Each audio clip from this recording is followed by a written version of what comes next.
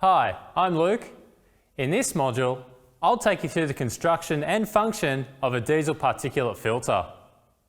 The days of dirty black smoke are rapidly fading due to diesel exhaust technology evolving over the years. Strict emission regulations require diesel engines to become much cleaner. The diesel particulate filter, also known as a DPF, is a filter device fitted to exhaust systems on modern diesel engines. These devices can be fitted before or after the catalytic converter. They require heat to operate correctly. This is why some diesel particulate filters are mounted directly after the turbocharger.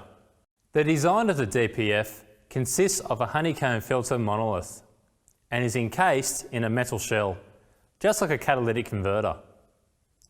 Connected to it is a differential pressure sensor with pipes coming out of the inlet and the outlet of the DPF. We'll cover this shortly. Diesel particulate filter materials come in many variants. The most common materials used within a DPF are cordierite wall flow filters or silicon carbide wall flow filters. Other materials can include metal fibre filters, metal fibre flow-through filters and partial filters. Common rail diesel engines fitted with a DPF require a special low ash oil. The purpose of the DPF is to trap the particulates created by all diesel engines, preventing them from entering the atmosphere. These particulates are extremely harmful to the respiratory system. The particulates are trapped by microscopic channels which are within the diesel particulate filter. The particulates, or soot, that attach to the walls of the channels within the DPF are burned off regularly in a process called regeneration. The regeneration prevents the diesel particulate filter from blocking up. There are three types of regeneration: spontaneous, dynamic and service. Spontaneous regeneration occurs when the DPF reaches 600 degrees Celsius or 1112 degrees Fahrenheit.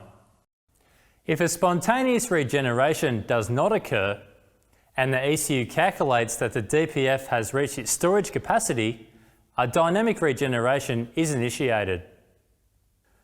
Dynamic regeneration is indicated when the DPF light illuminates on the instrument cluster. The vehicle must keep going to complete the regeneration until the light goes out. If the dynamic regeneration is interrupted by the engine being stopped, it will be reinitiated on the next engine run cycle.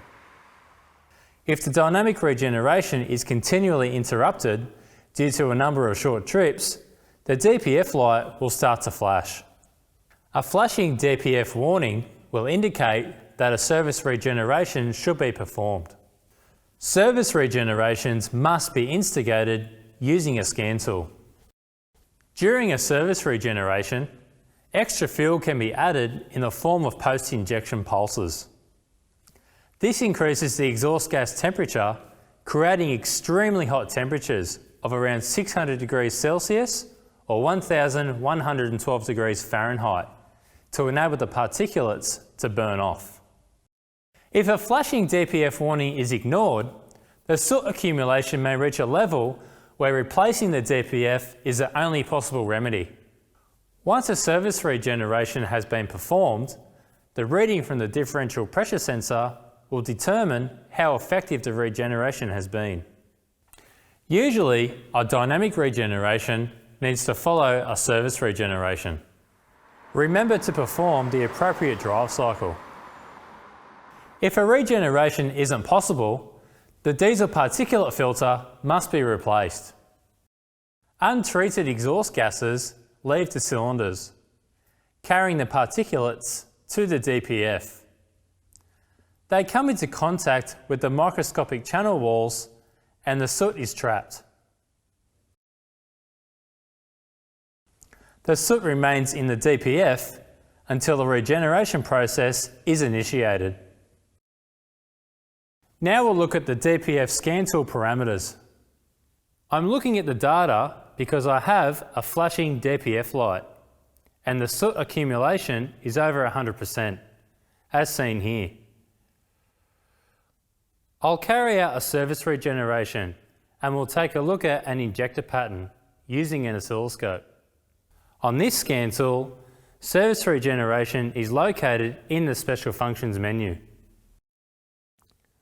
Once the prerequisites are met, the scan tool will initiate a regeneration. The pattern starts off with 2 pilot and 1 main injections. When the revs increase, 1 pilot injection disappears.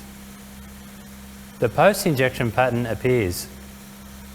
This is to get the DPF to a minimum of 600 degrees Celsius or 1112 degrees Fahrenheit.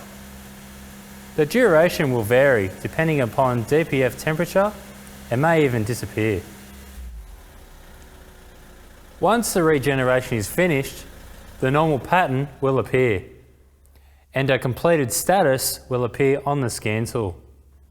This cycle occurs over and over again whilst you drive, keeping the DPF from clogging up with particulate matter.